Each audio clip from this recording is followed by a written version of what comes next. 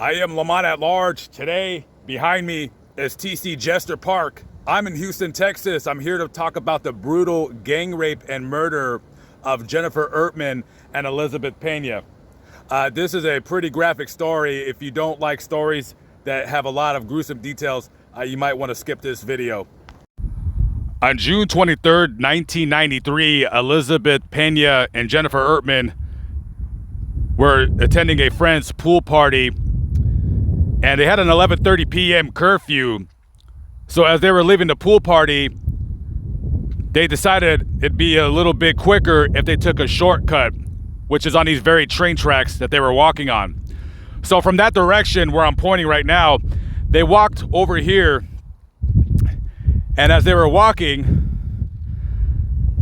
the shortcut would come up right down this little embankment right here. Jennifer and Elizabeth were best friends since elementary school, and they both attended Waltrip High. And as they walked down this trail going home, little did they know that there was a gang initiation being held right around that tree line right over there. There was 6 individuals, and one of them was joining a new gang that these morons were a part of, which was a gang called the Black and White Gang. The members were Sean O'Brien, Raul Villarreal, Efren Perez, Peter Cantu, Venancio Medellin, and his brother Jose Medellin. And as they walked down this trail, they had passed 2 of the other gang members who had just left the gang meeting or initiation or what have you. According to court documents, when the other gang members testified that they had passed them up, they had asked the 2 gentlemen, quote unquote, why did you not warn the girls when they were walking right here around this tree line where the other gang members were? And they pretty much just said, we don't know. Now, could they have stopped the girls and warned them, hey, there's a gang thing going on, you may not want to walk there? Yes, they could have said that, of course. However, I don't believe that they were thinking, oh yes, these guys are going to brutally rape and kill them. So as Jennifer and Elizabeth, on their way home, up this path right here, those 6 individuals were drinking beer and fighting amongst each other, which was a gang initiation where Venancio would have to fight every single member of the gang until he either gave up or passed out. And this is where the gang was, right here. And as Elizabeth and Jennifer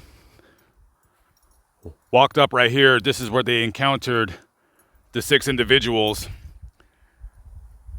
Peter Cantu immediately grabs Elizabeth, and Jennifer Ertman runs away from them and starts running over there. They threw Elizabeth on the ground, and she started crying for her friend Jennifer to come and help her.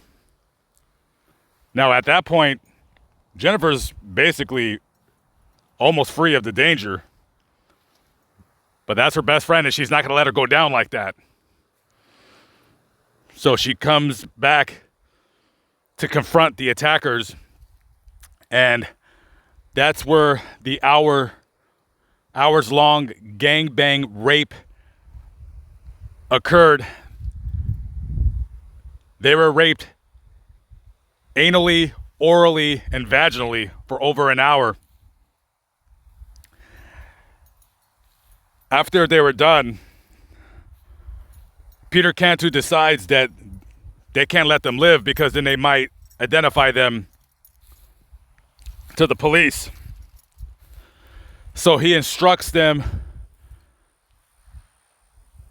to strangle them and kill them. He then tells Venancio, the newest recruit in the gang, to get out of here because he was too young to see what was about to take place. So Villarreal and O'Brien, they grab Pena, they grab Elizabeth, And O'Brien takes off his red nylon belt with one end, O'Brien holding it, and the other end, Villarreal holding it. They both, with opposite ends, strangled Elizabeth Pena. But the belt broke, and after that, they grabbed her shoelaces and strangled her to death. And then the other three grabbed Jennifer Ertman's shoelaces and strangled her. And to make sure that they were dead, the gang immediately started stomping on the necks of the girls and kicking them in the face and head. Afterwards, 4 of the gang members ended up going to Peter Cantu's residence where he lived with his older brother, Joe, and his girlfriend, Christine. And when they get to the house, some of their shirts are covered in blood. So Joe asked his younger brother, he's like, "Why are you covered in blood?" And he says, quote unquote, "We had some fun. We had some fun." He says, "You'll see it on the news. We raped these girls." And so Christine tells Joe, she said, "You got to call the cops. Like, there's something going on here.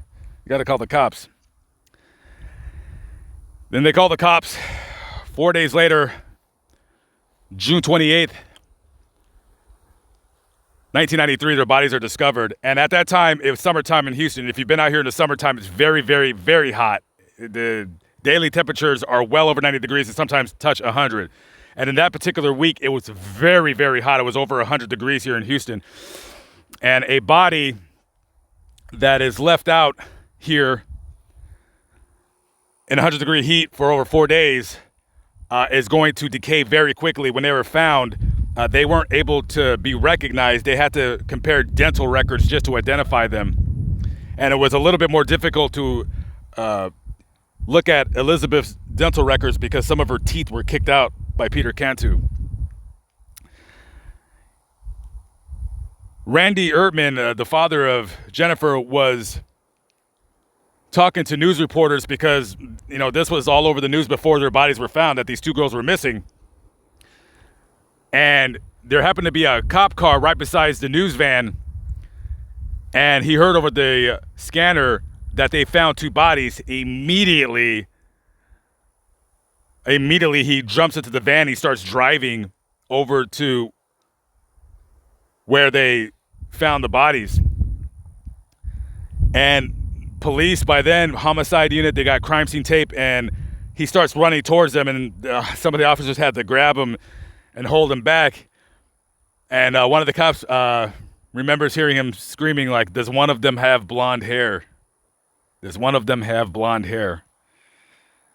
And sadly, one of them did. That was his daughter, Jennifer. With Joe Cantu's calling Crime Stoppers, his brother and the other 5 individuals were arrested for the rape and murder of Elizabeth Pena and Jennifer Ertman.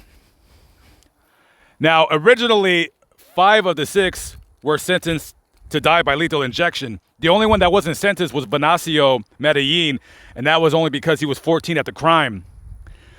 Later on, the Supreme Court commuted the death sentence of Efren Perez and Omar Villarreal to life because they were under the age of 18 at the time of the rapes and murders. But O'Brien, Cantu, and Medellin, their executions stood, and O'Brien was the first to be executed. He was executed on July 11th of 2006. 2 years later, August 5th, 2008, Jose Medellin was executed via lethal injection. And then finally, August 17th, 2010, Peter Cantu, a true son of a bitch bastard. I got some other choice words for all 3 of those individuals, all 6 of those individuals. As far as I'm concerned, they all should have been executed, every single one of them. Every single one of them. And coincidentally enough, Jose Medellin, since he was born in Mexico, he tried to have his execution overturned, being at the fact that he should have been allowed to have a consult with the Mexican authorities or what have you, and that was denied. It doesn't matter where you're born, buddy. All that matters is that you're guilty of this crime, and you are exactly where you belong. Wherever that is, I'm not sure, but it's a place that I don't want to go, and I'm sure none of you watching this video want to go there either.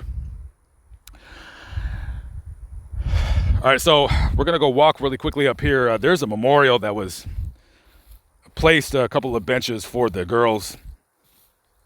There's also a memorial at the high school where they attended. And through these trees right here is where their memorial is. And as you'll see, people still leave flowers and stuff for them. This was a crime that rocked the Houston area. I mean, you know, a lot of detectives, they'll say this was like the worst crime scene they've ever seen. This was the worst crime.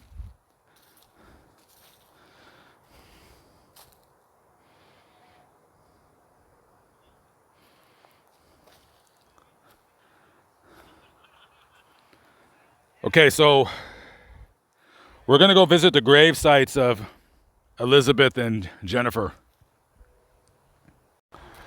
Currently, I'm at the Woodlawn Cemetery. We're about 5 miles away from the murder location, and in this mausoleum, I'm rounding the corner of it, and this is where Jennifer Ertman is interred.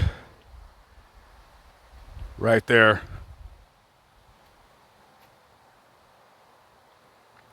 (1978 to 1993), 14 years old at the time of the murder. She could have easily ran away from the group, but she heard her friends' desperate screams for help, and she turned around and went back there to help her. And that should be commended by any and all who watch this video and who know of this story.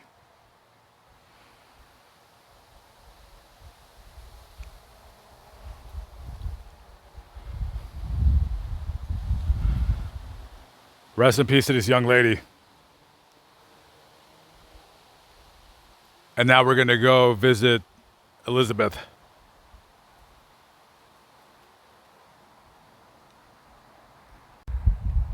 Straight ahead of you, not even 100 yards away, where Jennifer Ertman lays, is her best friend, Elizabeth Pena, June 21st, 1977 to June 24th, 1993. She was only 16 for 3 days.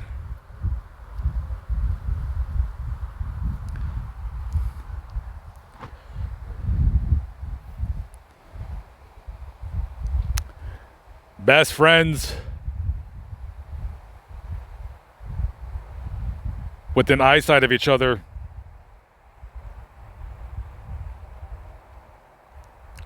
One of the worst murders I've ever read about.